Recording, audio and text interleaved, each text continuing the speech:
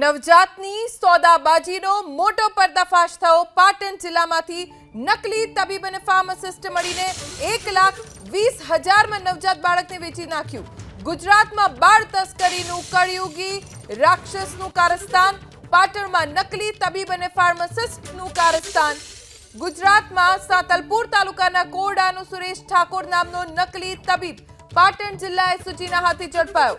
Police તપાસમાં નકલી તબીબ સુરેશ ઠાકોરે એક નવજાતનો 1,20,000માં સોદો કર્યાનો પર્દાફાશ થયો। નીરવ મોદી નામના શખ્સે નોંધાવેલી ફરિયાદ અનુસાર પાટણની નિષ્કા હોસ્પિટલમાં મેડિકલ ચલાવતા નરેન્દ્ર દરજીએ હોસ્પિટલમાં ઘણા અનાથ બાળકો હોવાથી દત્તક લેવાનું કહ્યું હતું। નીરવ મોદીએ હા પાડતા નિષ્કા હોસ્પિટલમાં નોકરી કરતા અમૃત રાવળે નીરવ મોદીને ફોન કરીને એક અનાથ બાળક આવ્યું હોવાનું કહ્યું। નીરવ મોદીએ હોસ્પિટલમાં જે આઈસીયુમાં રખાયેલ બાળકને દત્તક લેવાની હા પાડતા બાળકની કિંમત વેચાણ માટે 1,20,000 નક્કી થઈ। આ બાળક સાતલપુરના કોરડા ગામનો નકલી તબીબ સુરેશ ઠાકોર લાવ્યો હોવાનું જાણવા મળ્યું। સોદા મુજબ નીરવ મોદીએ 50,000 આપીને બાળક લીધું। જન્મનું પ્રમાણપત્ર આવ્યા બાદ બાકીના નાણાં આપવાના હતા, પણ થોડા સમય બાદ બાળકના માથામાં પાણી ભરાતું હોવાનું નિદાન થતા નીરવ મોદીએ આ બાળક લેવાનો ઇનકાર કરી દીધો અને રૂપિયા પરત માંગ્યા, જેમાં બોગસ તબીબ સુરેશ ઠાકોર અને તેના સાગરીતોએ આ બીમાર બાળકને પરત લઈ લીધું। રૂપિયા પાછા ના આપ્યા એટલે નીરવ મોદીએ પોલીસ ફરિયાદ કરી। નિષ્કા હોસ્પિટલમાં મેડિકલ ચલાવતા ફાર્માસિસ્ટ નરેન્દ્ર દરજી, અમૃત રાવળની મોટી ભૂમિકાનો પર્દાફાશ થયો। અત્યાર સુધીમાં ત્રિપુટીએ કેટલા બાળકોને આ રીતે વેચ્યા તેની પણ પોલીસ તપાસ થાય તે જરૂરી છે। વધુ જાણકારી અમારા સંવાદદાતા એજાઝ પાસેથી પ્રાપ્ત કરીશું। એજાઝ, આ કળયુગના રાક્ષસો છે, કેટલા બાળકોને અત્યાર સુધી આવી રીતે વેચ્યા છે અને પોલીસ તપાસમાં શું મોટા ખુલાસા થશે? ધની કહી શકાય કે જે રીતના જે સાતલપુર તાલુકાનો જે કોરડાથી સુરેશ ઠાકોર નામનો જે બોગસ ડોક્ટર પકડાયો હતો ને ત્યારબાદ પોલીસે તપાસ શરૂ કરી હતી। ત્યારબાદ બાળક તસ્કરી કહી શકાય એટલું મોટું કમ્પાઉન્ડ સામે આવ્યું છે। પહેલા તો આપણે હું દ્રશ્ય બતાવવા માંગીશ। આ દ્રશ્ય જોઈ રહ્યા છે કે પાટણના કિલાચંદ શોપિંગ સેન્ટરમાં આવેલી જે નિષ્કા ચાઇલ્ડ હોસ્પિટલના છે ત્યાંથી જ આ બાળક વેચાયું છે તેવું ફરિયાદના અંદર પણ ઉલ્લેખ છે। એટલે કહી શકાય કે જે રીતના જે ફરિયાદી હતો તેને બાળક નહોતું થતું અને બાળક જોઈતું હતું તેને લઈને અહીંયા જે મેડિકલમાં જે નોકરી કરતા જે નરેન્દ્ર દરજી છે તેમના સંપર્કમાં આવ્યા હતા અને તેમને કહ્યું હતું કે અમારી હોસ્પિટલના અંદર જે રીતના બાળકો આવે છે અને અનાથ બાળક આવે છે અને તમારે જોઈતું હોય તો તમે મારો સંપર્ક કરજો। ત્યારબાદ જે નીરવ મોદી છે જે ફરિયાદી છે તેને હોસ્પિટલના જે મેડિકલમાં નોકરી કરતા નરેન્દ્ર દરજીને સંપર્ક કર્યો હતો અને તમામ વાત કરી હતી અને ત્યારબાદ નરેન્દ્ર દરજીએ જે અમૃત રાવળ નામનો વ્યક્તિ છે તેને સંપર્કમાં લાવ્યા હતા અને બાળકની કિંમત શું છે અને તેને લઈને બધી જ માહિતી મેળવી હતી। એટલે કહી શકાય કે જે સુરેશ ઠાકોર નામનો જે ડોક્ટર છે તે બાળકને પાટણની આ નિષ્કા હોસ્પિટલના અંદર સારવાર અર્થે લાવ્યો હતો અને આઈસીયુના અંદર આ બાળકને દાખલ કરવામાં આવ્યો હતો।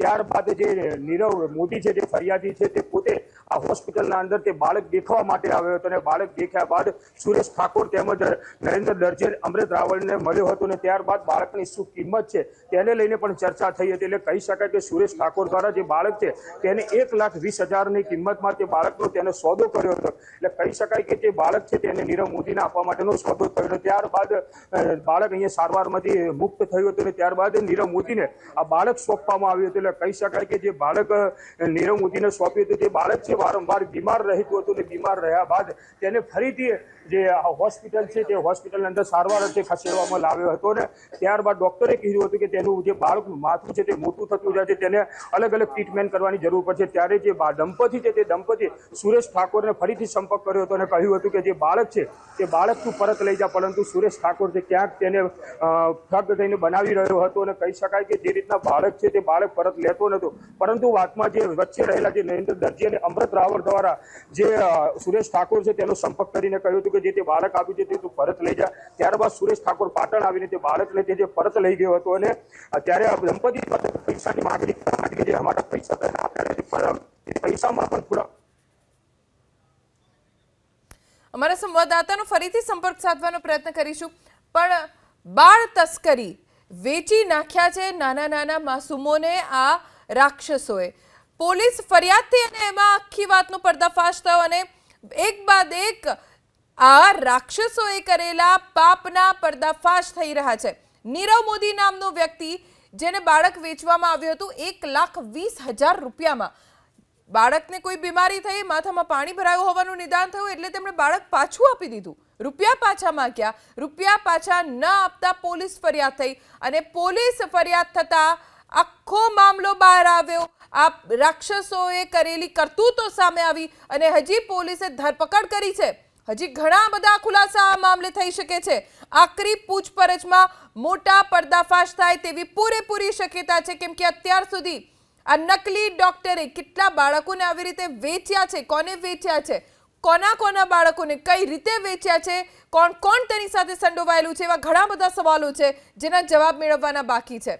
માત્ર 10 ચોપડી ભણેલો છે આ ડોક્ટર. માત્ર 10 ચોપડી ભણેલા મુન્નાભાઈ MBBS પોતાની હોસ્પિટલ ખોલી દીધી.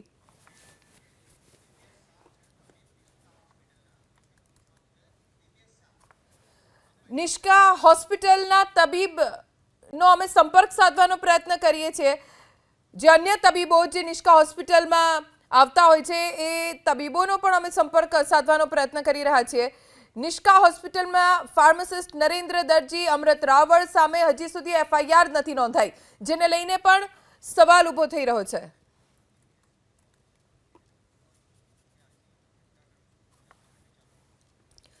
તો ગુજરાતમાં બાળ તસ્કરીનું કલયુગી રાક્ષસોનું કારસ્તાન, હોસ્પિટલમાંથી બાળક વેચી માર્યું અને એટલે જ હોસ્પિટલના જે ડોક્ટર છે, પ્રશાસન છે, એને પણ સવાલ પૂછવો અહીંયા જરૂરી છે. અમે પ્રયત્ન કરી રહ્યા છીએ કે નિષ્કા હોસ્પિટલ કે જ્યાંથી આ બાળક લાવવામાં આવ્યું હોઈ શકે છે અને જેની સાથે આરોપીઓ સંકળાયેલા છે, એ હોસ્પિટલના કોઈ સત્તાવાર રીતે ડોક્ટર કે પ્રશાસન તરફથી જવાબ મળે, કેમ કે ખૂબ મોટો આ મામલો છે.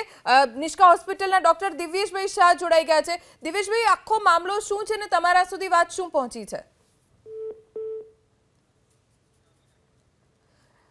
ફરીથી ડોક્ટરનો સંપર્ક સાધવાનો પ્રયત્ન કરીશું. ગુજરાતમાં બાળ તસ્કરી થાય છે. હોસ્પિટલમાંથી લોકો જે ફાર્માસિસ્ટ છે અથવા હોસ્પિટલ સાથે કોઈ રીતે જોડાયેલા છે, તેઓ બાળકોને, અન્ય જેને બાળક ન થતા હોય એને વેચી નાખે છે. આ કેટલું મોટું કૌભાંડ છે જે પાટણમાં ચાલતું, કેટલા સમયથી ચાલતું, તેની પણ તપાસ અત્યારે પોલીસ કરી રહી છે. એક બાદ એક કડી મેળવવાના, પુરાવા મેળવવાના પ્રયત્ન પોલીસ તરફથી કરવામાં આવી રહ્યા છે. પણ આ સમગ્ર મામલે એક નકલી ડોક્ટર પણ સામે આવ્યો, જેનું નામ સુરેશ ઠાકોર હોવાની જાણકારી પ્રાપ્ત થઈ છે. માત્ર 10 ચોપડી ભણીને નકલી ડોક્ટર બની ગયો. નિષ્કા હોસ્પિટલના તબીબ દિવ્યેશ શાહ પાસે કોઈ જવાબ નથી, કેમ કે અમે પ્રયત્ન પણ કર્યો નિષ્કા હોસ્પિટલના તબીબ ડોક્ટર દિવ્યેશ શાહ સાથે વાત કરવાનો, પરંતુ તેઓ કોઈ જવાબ નથી આપી રહ્યા. નિષ્કા હોસ્પિટલ ઉપર સૌથી પહેલા જેનું નામ લખેલું છે એ ડોક્ટર દિવ્યેશ શાહ નકલી તબીબ બાળક લઈને આવ્યો હતો, તો તેના માતા પિતાની વિગત લીધી હતી કે નહીં? નિષ્કા હોસ્પિટલના તબીબ ડોક્ટર દિવ્યેશ શાહ, જેનો સંપર્ક સાધવાનો એબીપી અસ્મિતાએ પ્રયત્ન કર્યો, પરંતુ હજી સુધી ડોક્ટર દિવ્યેશ શાહ કોઈ જવાબ આપવા માટે સક્ષમ નથી, કેમ કે જવાબ જ નથી તેમની પાસે. હોસ્પિટલની બિલ્ડિંગ ઉપર સૌથી પહેલું કોઈનું નામ હોય તો એ છે ડોક્ટર દિવ્યેશ શાહ. એટલે સત્તાવાર રીતે તેઓ જવાબ આપવા માટે, જવાબદારી માટે બંધાયેલા છે. ડોક્ટર દિવ્યેશ શાહ શું જાણતા હતા કે સુરેશ ઠાકોર નકલી તબીબ છે? નિષ્કા હોસ્પિટલના સત્તાવાર રીતે જે ડોક્ટર છે તેમનો અમે સંપર્ક સાધવાનો પ્રયત્ન કર્યો, તેમની પ્રતિક્રિયા જાણવાનો પ્રયત્ન કર્યો, પરંતુ તેમણે ફોન કટ કરી દીધો. એટલે જ સવાલ ઊભા થઈ રહ્યા છે કે શું ડોક્ટર દિવ્યેશ જાણતા હતા કે સુરેશ ઠાકોર એ માત્ર 10 ચોપડી ભણેલો છે, નકલી ડોક્ટર છે? જે બાળકને લઈને સુરેશ ઠાકોર પહોંચ્યો હતો એ બાળકના માતા પિતાની કોઈ વિગતો લીધી હતી કે નહીં? અને આવી રીતે કેવી રીતે કોઈ નવજાતને વેચી માર્યા? શું એ માતા પિતાને જાણ હતી કે નહીં? તે પણ એક મોટો સવાલ છે. ઘણા બધા સવાલો અહીંયા ઊભા થઈ રહ્યા છે. ગુજરાતમાં, પાટણમાં આવી રીતે બાળકોની તસ્કરી ચાલુ છે અને સ્થાનિક પોલીસને જાણ સુદ્ધા ન થઈ. પોલીસે બાળ તસ્કરીમાં નરેન્દ્ર દરજી અને અનેક વ્યક્તિ કે જે આમાં સંડોવાયેલો છે તેની સામે કેમ હજી સુધી ફરિયાદ નથી નોંધી? કોના આશીર્વાદ છે કે આ બંને વ્યક્તિને બચાવવામાં આવી રહ્યા છે? સુરેશ ઠાકોર, જે પોતે પણ ઘણા બધા રાજકીય આગેવાનો સાથે સંકળાયેલો છે, કોણ તેને બચાવવાનો પ્રયત્ન કરી રહ્યું છે? શું ડોક્ટર દિવ્યેશ જાણતા હતા કે પોતાની હોસ્પિટલમાં કામ કરતા આ લોકો આવા બધા ધંધા પણ કરે છે? અગાઉ પહેલી વખત તો બન્યું નહીં હોય, ફરિયાદ નોંધાઈ એટલે આ કિસ્સો સામે આવ્યો. પહેલા પણ આવી ઘટના બની હશે?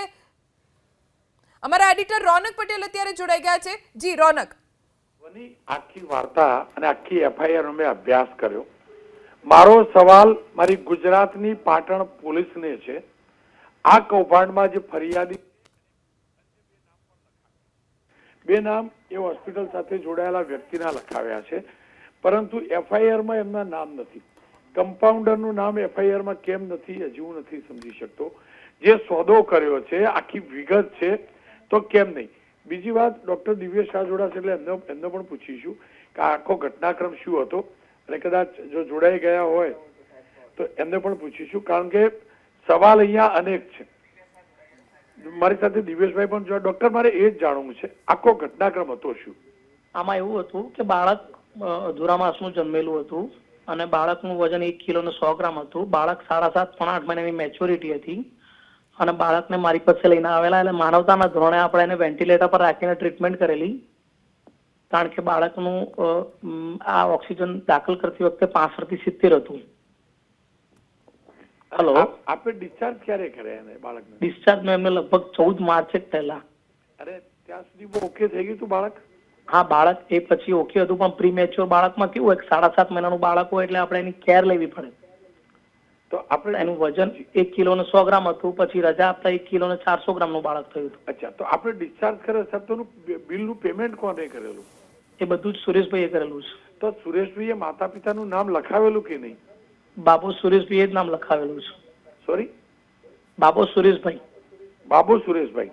હા, એટલે આપણે બિલ બી બધા જ જમા કરાયેલા છે. એટલે સુરેશભાઈ પોતાનો પુત્ર છે એમ કરીને? હા હા, એમના સાથે કોઈ લેડીઝ બી આવેલા છે. ઓકે, અચ્છા, બિલ આપણે જમા અને દૂધ કરાવ્યા પીવડાવવા માટે. અચ્છા, બિલ જમા કરાવેલા સાહેબ? બિલ બી બધા આપણે રજૂ કરેલા છે. આખું આપણે એસપી ઓફિસમાં બધી જ માહિતી આપેલી છે એમની. અચ્છા, આપના જે લેબોરેટરી વાળાની બધા જોડાયેલા હતા પીજી, એનો ઘટનાક્રમ શું હતો? એમને એ કેવી રીતે જોડાયેલા હતા? અમરત કોઈ આમાં જોડાયેલું નથી. આમાં કોઈ નહીં, એફઆઈઆર માં નામ છે એમનું ડોક્ટર. એ કોઈ જ આમાં જોડાયેલું નથી. એટલે આમાં કોઈ જ ઇન્વોલ્વમેન્ટ નથી. અમને આમ આટલી જ ખબર છે કે બાળકની માનવતાના ધોરણે દવા કરેલી છે. આપે દવા કર્યા પછી અને એમને પરત આપી. ડોક્ટર સાહેબ, તમારી હોસ્પિટલનો ફાર્માસી જોડાયો છે એવું ફરિયાદીએ નામ સાથે લખાવેલું છે. ફરીથી જોડો ડોક્ટર, વાત નથી કરી રહ્યા. જો સવાલ પૂછાયો કે તમારો ફાર્માસિસ્ટ કેવી રીતે જોડાયેલો છે, તમે સાંભળ્યું હશે કે જેવું પૂછ્યું કે તમારો ફાર્માસી જોડાયો, ડોક્ટરે ફોન કાપી દીધો. સતત 5 ફોન આ ડોક્ટરને મેં કર્યા છે. 4 વાર ટ્રાન્સફર પણ તમને કર્યો, પણ ત્યારબાદ અત્યારે સીધું જયારે આ સવાલ પૂછ્યો કે તમારો ફાર્માસિસ્ટની શું ભૂમિકા, તો એમને આ ફોન કાપી દીધો. અને એ જ બતાવે છે કે આ ડોક્ટર આ પ્રકારનું કેમ કરી રહ્યા છે. બીજું એમ કહી રહ્યા છે કે બાબો આ પટેલ, અરે માફ કરજો, આ સુરેશ ઠાકોર, તો માતાનું નામ કેમ નહીં? બાબો સુરેશ ઠાકોર થોડા જન્મ દેનાર માતાનું નામ હોવું જોઈતું હતું ને. ડોક્ટર તો જાણતા હોવા જોઈએ. સવાલ અનેક છે. હું ફરીથી કહું છું, જો ભૂલથી પણ પાટણ પોલીસ કાચું કાપશે ને આમાં, તો આ ફાર્માસિસ્ટ ભાગી જશે, મળતિયા ભાગી જશે. એફઆઈઆર માં સ્પષ્ટ લખેલું છે કે આટલા રૂપિયામાં પેલા સોદો કર્યો, તો એમની વિરુદ્ધ ફરિયાદ કેમ નહીં ભાઈ? એફઆઈઆર માં નામ કેમ નહીં? હું ફરીથી કહું છું, પાટણ પોલીસ જો ભૂલથી પણ બચાવવાનો પ્રયાસ કરશે ને તો એ પાપનું એટલું જ ભાગીદાર થશે, કારણ કે અહીંયા અમદાવાદનો પેલો ભાગી ગયો ને સીઈઓ, એવી જ રીતે આ ફાર્માસિસ્ટ ભાગી જશે. અને મારો સવાલ એ છે કે આ ડોક્ટરને જયારે જોની આપણે પૂછીએ છીએ આ નિષ્કા હોસ્પિટલના, એની બધી વાત કદાચ માની પણ લઈએ, પણ જયારે પૂછ્યું કે તમારો ફાર્માસિસ્ટ કેવી રીતે જોડાયેલો હતો, તો કે મારો ફાર્માસિસ્ટ નથી જોડાયો. એ ક્યાં ઇન્કવાયરી ઓફિસર છે કે એને ખબર પડી કે નથી જોડાયો? એફઆઈઆર માં લખેલી છે આખી વિગત, કેટલા રૂપિયામાં સોદો થયો, કોને સોદો કર્યો, આ બધું. અને પછી જો આ પ્રકારે કહેતા હોય, એનો મતલબ આખો ફરજીવાળો છે. હું ફરીથી કહું છું, પાટણ આરોગ્ય વિભાગના અધિકારીઓ આ બધા જાગે. બહુ થઈ ગયું, હવે હદ થઈ રહી છે. આરોગ્ય વિભાગની અંદર જે ખેલ ચાલી રહ્યા છે, બાળકોની તસ્કરી થાય, બોગસ તબીબો ચાલે. 3 દિવસ પહેલા બોગસ તબીબો બનાસકાંઠાથી પકડાયેલા ને, એ જ વખતે ધોની અનેકના મેસેજ આવેલા કે પાટણ ચકાસણી કરજો, સાંતલપુર ચકાસણી કરજો, ફરજી ડોક્ટર છે. આખો આરોગ્ય વિભાગ જાણે છે, જિલ્લાનો આરોગ્ય અધિકારી નથી જાણતો. તાલુકાનો આરોગ્ય અધિકારી નથી જાણતો? ઋષિકેશભાઈને ખબર નથી તો ઉત્તર ગુજરાતના છે? હું ફરીથી કહું છું હવે હદ થઈ ચૂકી છે. આરોગ્ય વિભાગ નગરોળ છે અને પોલીસ વિભાગ આની અંદર મને હજી ખબર નથી પડતી. ફરિયાદમાં આખી વિસ્તૃત જાણકારી છે, કેવી રીતે સોદો થયો, કોને સોદો કર્યો, કોને પૈસા લીધા, કોને કેટલું કમિશન મળ્યું, કોને કેટલા રૂપિયા રાખ્યા, છતાં પણ એ બંને વ્યક્તિઓના નામ કેમ નથી? અને આજે ડોક્ટર ફોન કાપી રહ્યા છે. આશા રાખું, મારી એક જર્નાલિસ્ટ તરીકે ફરજ છે એમને પૂછવાની, એમનો વ્યૂ જાણવાની, એમનું સ્ટેન્ડ જાણવાની, એટલે જ અમે સંપર્ક કરવા માંગીએ છીએ. દિવ્યેશભાઈ અમારા રિપોર્ટર ત્યાં છે. હું ફરીથી કહું છું, દિવ્યેશભાઈ તમે સાંભળતા હોય, તમારો કોઈ પણ ઓળખીતો સાંભળતો હોય તો અમે તમારો ઇન્ટરવ્યુ કરવા માંગીએ છીએ, આખી વિગત જાણવા માંગીએ છીએ, તમારો પક્ષ મૂકવા દેવા માંગીએ છીએ. તમારી ફરજ છે તમારો પક્ષ મૂકો. હું ચોક્કસથી કહું છું, તમારી હોસ્પિટલના આ બે પંટરિયાઓ, શબ્દ વાપરું છું, ફોલ્ડરિયાઓ તમારા, એ આની અંદર જોડાયેલા છે તેવું FIR-માં નોંધાયું છે, પણ એમના વિરુદ્ધ ફરિયાદ નથી નોંધાઈ. વિગત આખી વાંચશો તો ખબર પડશે કે તમારા આ લોકો જોડાયેલા છે. અને અલ્પેશભાઈ ઠાકોરે એમ કહ્યું છે કે આ બધા આવા બહુ લોકો મને ઓળખતા હોય, મળતા હોય, તો અલ્પેશભાઈ બહુ બધા લોકો મળતા હોય, વારંવાર વ્યક્તિ મળતો હોય ને તો ધ્યાનમાં હોય. ખાલી તમે એટલું તો સ્પષ્ટ કરો અલ્પેશભાઈ કે આ ડોક્ટર છે કે નથી, તમે જાણતા હતા કે નહોતા જાણતા? અને એટલે જ કહું છું, હવે હદ થઈ રહી છે, આ ફરજીવાળાની હદ થઈ રહી છે. ક્યારેક અમદાવાદની હોસ્પિટલનો ખેલ આવે, લોકોના જીવ જાય, ક્યારેક પાટણમાં બાળકો વેચાય, અને આ બધું ચાલતું હોય ને આરોગ્ય વિભાગ એમ કે અમારા ધ્યાનમાં નથી આ બધું, તો એનો મતલબ કે વિભાગનો કોઈ નજર નથી, વિભાગના લોકોનો કાબુ નથી. અને ફરીથી કહું છું, પાટણ પોલીસને કહું છું કે જે વિવરણ કર્યું છે કે આ લોકોએ આટલા રૂપિયા લીધા ને બાળક આપ્યું, સેટિંગ કરી આપ્યું, એનો મતલબ એ લોકો પણ એની સાથે જોડાયેલા હોય તો FIR-માં એમનું નામ જોડવું, એ ભાગી ના જાય. ધ્યાન રાખજો, પેલો રાજપૂત ભાગી ગયો અમદાવાદ પોલીસના હાથાળી આપીને, આવી રીતે ભાગી ના જાય. ફરીથી પ્રયાસ કરી રહી છે મારી ટીમ આ ડોક્ટરને વાત કરવાનો. આશા રાખું ડોક્ટર વાત કરે ધ્વની, કારણ કે આ ગંભીર વાત છે, ગંભીર ગુનો છે, ગંભીર અપરાધ છે. આપણું ગુજરાત બદનામ થઈ રહ્યું છે. આ સંજોગોની અંદર હવે હદ થઈ ચૂકી છે, હદ થઈ રહી છે. અને ઋષિકેશભાઈ સાથે પણ આપણે વાત કરીશું એમનું કે ખરેખર શું હતું. ઋષિકેશભાઈ આપણી સાથે જોડાયા છે. ઋષિકેશભાઈ, પાટણમાં એક ફરજી ડોક્ટર, એનું આ રીતે બાળક તસ્કરીમાં જોડાવવું, બાળક વેચી મારવું, ત્યાર પછી બાળક ક્યાંય નથી, કેટલું ગંભીર આરોગ્ય વિભાગ? જે થયું એમાં આપણે પોલીસ ફરિયાદ તપાસ પણ આપી દીધી છે ને. આ તપાસ લોકલ પોલીસ સ્ટેશનમાં નહીં પરંતુ SOGને સોંપવામાં આવી છે, એટલે જેથી કરીને ગંભીરતાથી એની તપાસ પણ થાય અને એમાં જે પણ કોઈ ગુનેગાર હોય એને નિશ્ચિત કરી શકીએ. અને ભવિષ્યમાં આવા બનાવો સમાજની અંદર કોઈને કોઈ લેભાગુ તત્વો અથવા તો કોઈ લાલચી તત્વો, ડોક્ટરો કે કોઈ પણ વ્યક્તિ સંડોવાયેલી હોય તો એના માટે દાખલારૂપ બની રહે. એના માટે બહુ ગહનતાથી આની તપાસ કરી તથ્યો બહાર લાવવા માટે રાજ્ય સરકારે બિલકુલ મન બનાવેલું જ છે. પણ ઋષિકેશભાઈ, અનેક નકલી ડોક્ટરો છે પાટણ અને બનાસકાંઠાની અંદર, કેમ આરોગ્ય વિભાગ કાર્યવાહી નથી કરતો? છેલ્લે જયારે પણ હમણાં પણ થઈ તો પોલીસ કરે છે, પોલીસ પછી આરોગ્ય વિભાગને બોલાવે છે. આ તાલુકા જિલ્લાના પણ આરોગ્ય અધિકારીઓ છે, કેમ એ એક્શન નથી કરતા બધાને? આપણે ક્લિનિકલ એસ્ટાબ્લિશમેન્ટ એક્ટ એનો અમલ ચાલુ કરી દીધો છે અને એના રૂલ્સ પણ ફ્રેમ થઈ ગયા છે. પ્રત્યેક ડોક્ટરને પોતાનું રજીસ્ટ્રેશન આમાં કરાવવું પડશે, જેથી કરી અને આપણને પણ ખ્યાલ આવશે. રાજ્ય સરકાર પણ રજીસ્ટર્ડ ડોક્ટરો કેટલા ઓફિશિયલ જે કાયદાકીય પ્રેક્ટિસ કરી શકે એવા કેટલા ડોક્ટરો છે તે માહિતી મળશે.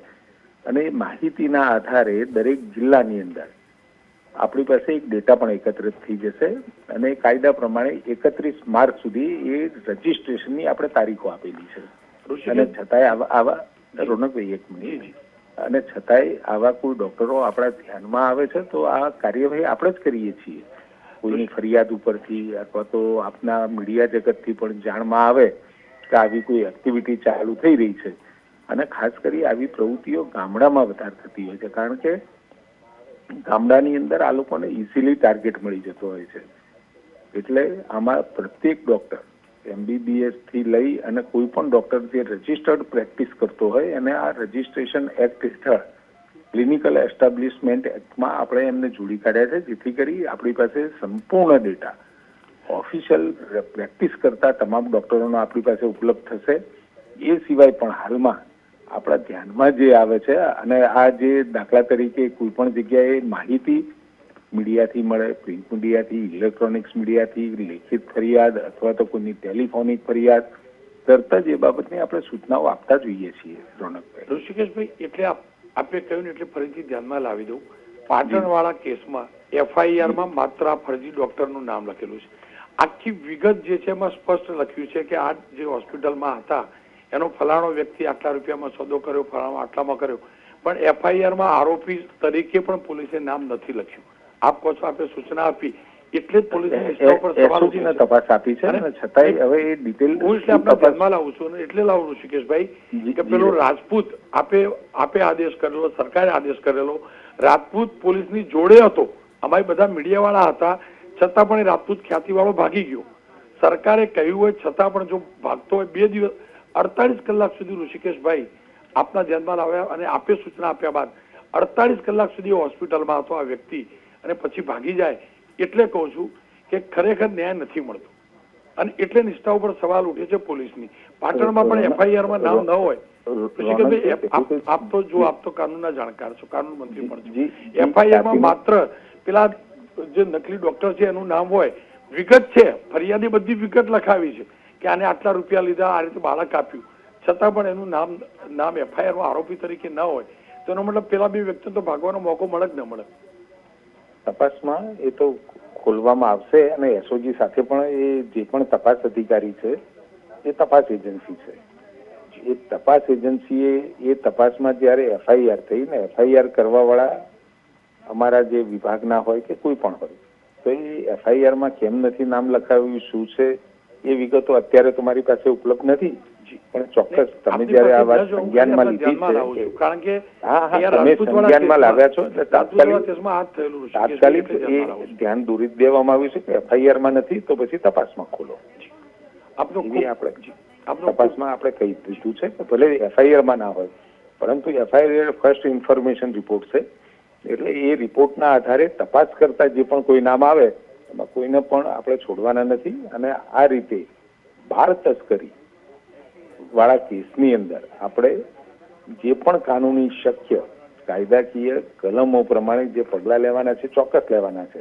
અને ખ્યાતિમાં પણ પોલીસ ફરિયાદ જ્યાં સુધી બધો ડેટા કલેક્ટ ના થાય, બધી વિગતો પ્રાપ્ત ના થાય, એટલે ફરિયાદ ડ્રાફ્ટ કરવાથી લઈ જે 2 લોકો એક્સપાયર થયા એ વત્તા સાથે જે વિભાગ દ્વારા જે ફરિયાદ કરવાની છે બહુ ગંભીરતાથી, અને તમે FIR પણ જોશો તો ખૂબ ગહનતાથી, ક્યાંય પહેલી જ ફરિયાદથી ફર્સ્ટ ઇન્ફોર્મેશન રિપોર્ટથી ક્યાંય કાચી ફરિયાદ ના પડે, કારણ કે છેવટે તો આ અદાલતને ન્યાય કરવાનો હોય છે.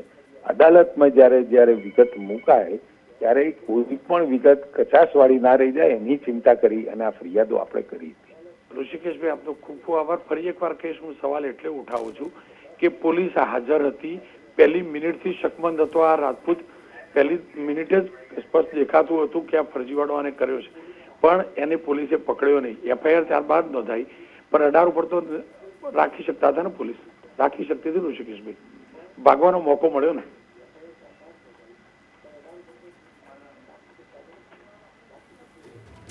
ખેર ઋષિકેશભાઈ સાથેનો કદાચ સંપર્ક તૂટી ચુક્યો છે. કિરીટભાઈ, તમારા પાટણમાં ખરેખર ચાલી શું રહ્યું હવે કહી દો, શું ચાલી રહ્યું? તમે પણ તો ધારાસભ્ય છો ને, તમારી પણ તો ફરજ છે ને બધી. બહુ વાત સાચી છે રોનકભાઈ. અમારા પાટણની અંદર એટલે આ જે બનાવ છે રાધનપુરનો, એ રાધનપુર એ પાટણ જિલ્લાની અંદર છે, મારા મત વિસ્તારની અંદર નથી, પણ અમે જાગૃત થઈ અને આ બાબતે અમે પણ સક્રિય બન્યા છીએ. સૌથી પહેલી બાબત કે તમે જે વાત કરી કે પોલીસ કેમ આરોપીને જવા દે, ખ્યાતિની અંદર જે બન્યું, આરોપી પોલીસની પાસે હતો છતાં પણ એને જવા દીધો.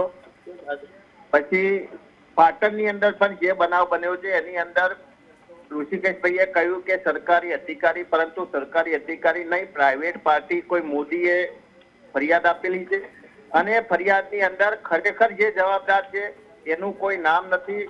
બીજી બાબત, જે રાધનપુરની અંદર હજુ પણ ભારતીય જનતા પાર્ટી સાથે સંકળાયેલા એક ડોક્ટર, જેનું નામ મારે નથી આપવું, એ પણ તપાસની અંદર પોલીસ જો સાચી હશે અને સાચી તપાસ કરશે તો બહાર પડશે, પણ બોગસ તબીબ તરીકે એને શિક્ષા હોવા છતાં આ રીતે પ્રેક્ટિસ ચલાવી અને આવા કૌભાંડો કરી રહ્યા છે.